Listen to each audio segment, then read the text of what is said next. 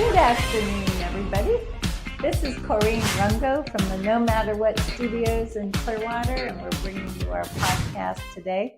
We have a very special guest with us. She's been a dear friend of mine for many years. We'll get to that a little later. But anyway, please welcome my guest, Drew Charos. Hey, thanks for having me.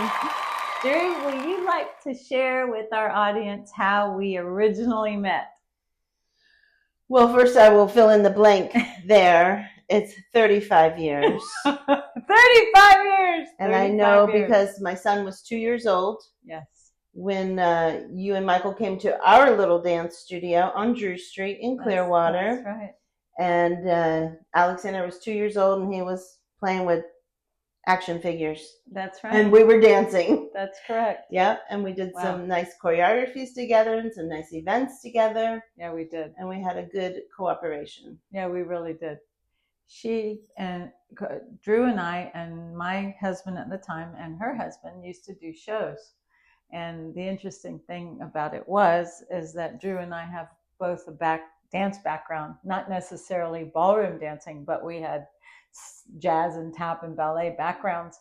And so we were performers at heart, so to speak. And so there were many times where my ex-husband, who was not the dancer, would learn a part, and he'd spend he'd spend a lot of time learning his part.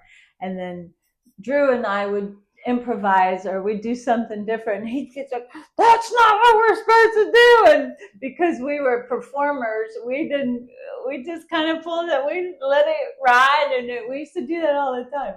And it was very entertaining and very fun. The four of us had a great time. Really great time. If we made a mistake, we knew how to cover it up. Yeah, that's probably a better. Except when you fall out of the camera onto the floor.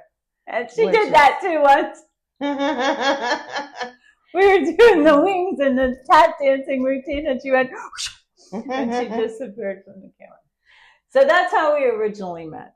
And now I'm blessed because she is currently one of my receptionists at the Clearwater Dance Depot, which is adjacent to the No Matter What studios. So twice a week, I get to spend the day with my dear friend Drew. And not only is she great to have around, but she's very efficient. And she has helped us get on track with keeping track of our students and keeping track of the schedule. And there's a lot to keep track of. And recently, she and her husband just started an ethnic dance class. Tell us about that. Yeah, so we have a Greek dancing class, and we've been learning hasapiko. Well, a lot of your students, which is interesting. So we don't have any Greek students in the class. That's true. But they're really enjoying, learning this different culture. So we do hasapiko, we do hasapo cervico usually to warm up. If any of you are Greek, you'll know what that is, and it gets fast, and so it's a good warm up. And then we go into hasapiko, which is a dance. We dance holding on to each other, and it looks really cool. Very sharp. Yeah. Yeah. And now we're focusing on the zabekiko, which is a dance that is danced individually. It can be danced, as a formation, or it can also be danced like each person in the middle and everyone else clapping for them and kind of changing in and out. So that's what we're going to focus on now for the next performance. Great. In November. November, probably, yeah. Zabekiko. Well, you did hasapiko at this last. So last Friday night we had our annual Clearwater Clearwater Garden Center show, where we featured the twinklers and the stars. The students and the twinklers came together. It was really nice to have Drew there and Socrates, and the Greek class did a demo. So we were able to see the fruits of their labor, and they really enjoyed it. I mean, they looked so nice in unison, and they had the same outfits on with the white shirts and the red sash. It was just a nice touch to expand the concept of our background and my background about ethnicity and different types of people, and welcoming different walks of life into the dance arena, because there's so much music, and Greek music is just really, really beautiful. I love Greek music. I think it was a nice addition to what you already have going on. And I told the class afterwards, I said, I would tell you that you stole the show, except that everything was so great, really.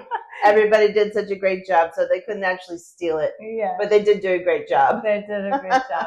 It was really neat. Could you share with our audience your life as with your Greek husband and how you went to Athens? She disappeared from my life for probably 15 years total, 20 years. And then they got back, and while they went away, this is what they did. So when you have a good friend, when you can pick up where you left off, like you never missed each other for a day. Yeah. And that's who this girl is right here. Yeah, it worked out. So, I mean, we were back and forth a little bit between Greece and America. I should put it together here. So, the first time we went to Greece, I didn't know you yet. Okay. And we went there for a year. That was when Alexander, my oldest, who's now 37, was 6 months old. Okay. And we went there and we stayed for a year. And then we came back for 2.5 years. And it was during those 2.5 years that we had the dance studio on Drew Street. Okay. All right. Yeah. And then we went back to Greece after that for 5 years. And my middle son was born in Greece. And after the 5 years, and we did a lot of things involving dance during that time in Greece. So we organized the National Dance Teachers Association of Greece, the National Dance Council of Greece. Too many organizations. Greeks love organizations. So the Dance Olympiad, which was the amateur association. And then so we organized a very large competition called the Dance Olympiad, which couples came from a lot of different countries, which is easier to do in Europe than it is here in the States. Sure. But it was grand.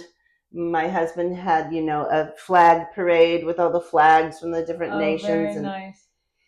It was well done, and it took place in different stadiums throughout Athens. Different, yeah. It was nice. It was a very big undertaking, and we did it, and it went well. And when we completed that big project, I said, I need to go home. Oh, okay. All right. I need to go back to my country. And so we came back to America, and with the 2 kids at the time, and we opened the studio here. Well, I left out that we had the privilege when we were in Greece to represent Greece on the World Dance and Dance Sport Council. Nice. Not as a dancing couple, but just as kind of more on the political side of things. Sure. So that was all really interesting. We'd be at the Blackpool meetings. Oh, neat. With the World Dance and Dance Sport Council, and I kind of stayed in the background a bit, but Socrates was up front. Sure. And so that was all exciting, just very exciting.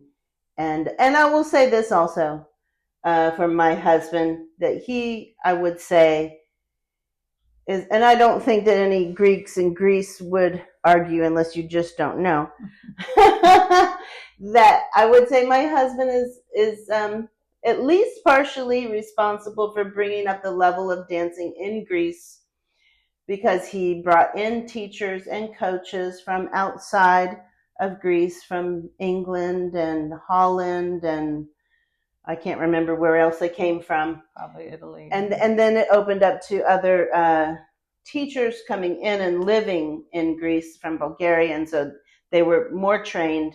And so because of the organizations, it kind of opened it all up, and the level of dancing in Greece really rose. And I think they're up there. They're up there. Nice. I don't really follow it these days, but sure, if you can look it up. And so anyway, we came back here, and we opened the dance studio on Clearwater Beach. Oh yeah, right, mm-hmm. Right. That's and right. I remember that. Yeah, we were on Clearwater Beach, and upstairs in the Pelican Walk Plaza. I remember that. And And it was when we were there, Socrates was teaching the daughter of the Clearwater city manager, whose last name was Roberto. All right. I don't remember his, I think maybe Michael. Anyway, I think he's passed on now. But he came to Socrates and said, hey, you know, there's this theater that's how it happened. Downtown Clearwater that's they want to turn it into a parking lot. Maybe you'd like to do something with it. Oh. So at this time I was very pregnant with our third son. And he goes to see this theater unbeknownst to me. And at the time it was for, I don't want to say, but kind of a dump. I mean, it was, you know, moldy. It had been neglected. It had been closed for a long time. Sure. And you know, when you leave something closed for a long time, how it starts to smell. Sure. And especially in Florida. Yeah. So it was, everything was black, of course, because it's a theater, you know, so, but that's not Socrates' vision, you know, my husband. Right. We're not going to have, an entirely black painted place. It has to be grand. Right. Yeah, right. Yeah, right. So, so he decided he's going to buy this theater, right? So he tells me, I'm going to buy this theater. And I'm like, yeah, sure you are. So I actually didn't fight it because I didn't think it was going to happen. Right. Otherwise, I might have fought it. I'm glad I didn't. Just because, you know, we'd been doing a lot of big things for many years. Right. And I was tired of the big undertakings. But this is my husband's personality. Yes. Is go big or go home. That's correct. That is his personality. And even when we were dating, just as a, let's go rewind a minute.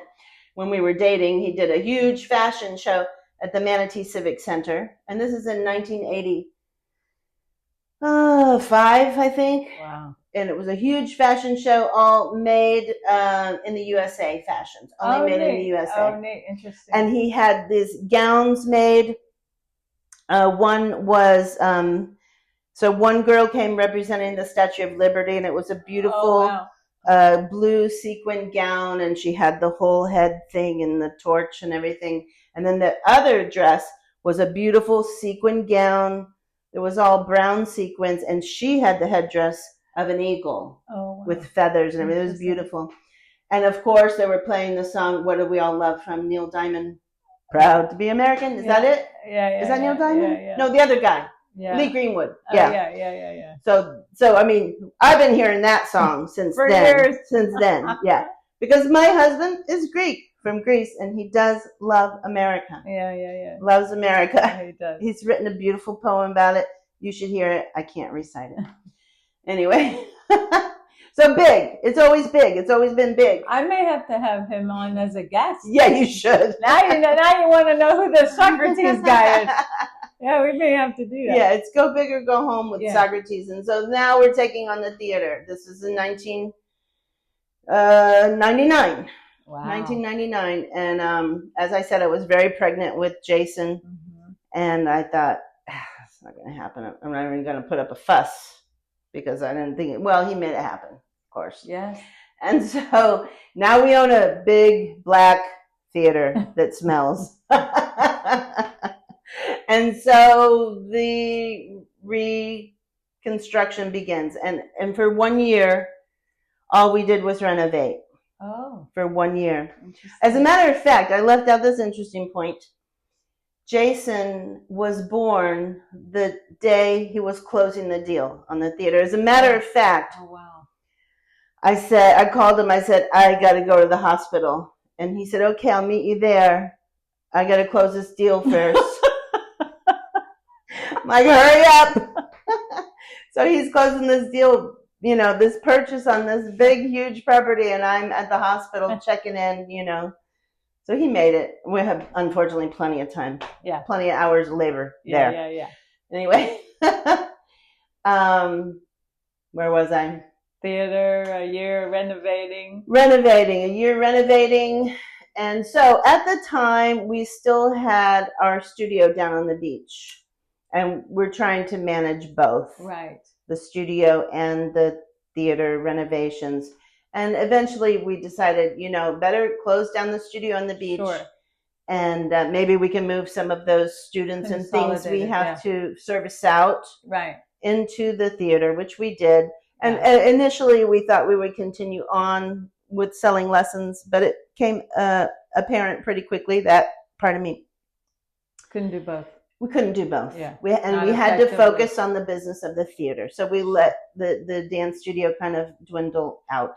Sure. And unfortunately for us as humans, sure, as people who love to dance, right? Because then it became all about business, right? And all of that. So that's kind of when dancing kind of left my life out for a time. Yeah. But it's always in your heart. Never leaves your heart. Dancing. Well, why don't you tell us about that? What do you mean exactly? How dancing has positively impacted you? Oh yeah, well, dancing. So I'll tell you this. So as I said, dancing had left my life. Right. I shouldn't say dancing left me, because I think I left dancing, but maybe we left each other. Right. But and I started coming a few years ago to your classes. Yeah. In the mornings to your Rungo Dance Fit classes. Right. And reignited the flame. Yeah, so every time we start doing the class, I'm in the back of the class crying. Crying, got a big lump in my throat, and my face probably looks really ridiculous, because you know how you look when you're trying not to cry. And I forgot that. Yeah, so there's just all these emotions. Right. All these emotions start. I can't tell you, viewers, how many people, including me, we cry. Yeah, but I would say it's a very good and healthy cry. It's a good cry, yeah. And I would just encourage everybody, if you used to dance, if you dance now, if you've never danced, dance, and don't stop dancing. Yeah. Because dancing is good for your soul, it's good for your spirit, it's good for your mind, and it's good for your body. And there's nothing else like it. Absolutely nothing else like it.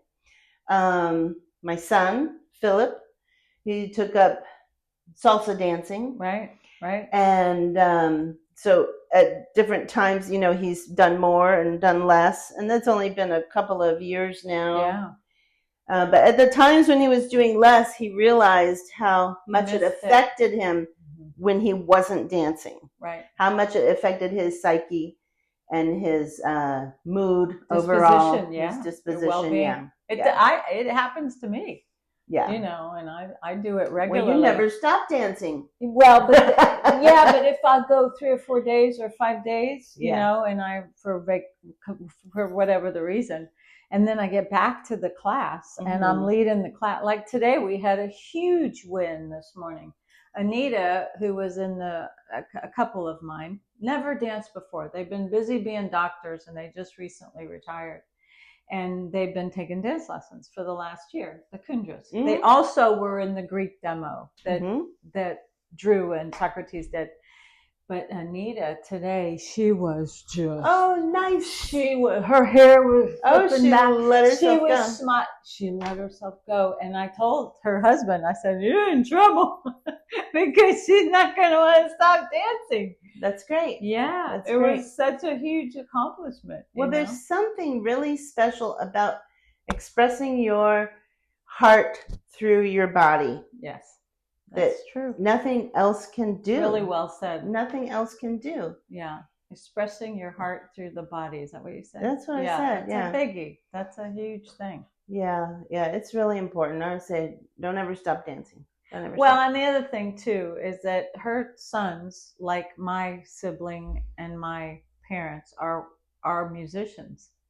And so she grew up, right? Taking them to different classes, and they grew up. Yeah, they grew up with music as being a big part of their life. And now there's a video that she sent me at a holiday party where Socrates is sitting amidst his 3 sons, who are all playing one form or another of the bouzouki. Remember that tape you sent me? Mm-hmm. And there was nothing more special than a father sitting with his 3 sons with this big old smile on his face. And those 3 boys are accomplished musicians. In fact, one is is pursuing a career in New York, right? He has jazz, a career. Jazz He's trumpeter. actually in Spain today. Is he in Spain today? And he's the youngest. He's the youngest. Right? Mm-hmm. So music, I think music and dancing are partners. I think that dancing, definitely partners. And Corinne has music classes here too. So take note, find out about it. Yeah, but great class. I want to tell you that dancing brings a true joy to your body, to your heart, to your soul, to your body, to your mind, a true joy. And joy is not the same as being happy, right? You can be happy about one thing or another, but joy is something you experience through your whole body. Yeah. And I want to say this, if I can just put one little verse of scripture in, is that okay? That's absolutely fine. So the word says that the joy of the Lord is your strength. Yeah, that makes sense. And so if you want to be strong through your whole life, make sure you're joyful. Yeah. And if you want to make sure you're joyful, dance. Hey, and I will say also, love the Lord your God. Drew has put it in a nice little capsule for us, and I can already tell we're going to have to do this again because we have a lot to talk about, and I am going to invite Socrates here. Maybe next time the two of you can be together and be my guests on the show. So as always, we're promoting dancing and joy and becoming the best person you can be through as many good outlets as possible. And we enjoy our time with our listeners, and we encourage you to check back with us either at the No Matter What Inc. studios or Clearwater Dance Depot and check out some of our classes. And if you want to meet Drew, you can come on a Wednesday or Thursday or come to her Greek class and take advantage of some ethnic dancing. Wednesday at 7 p.m. Thank you.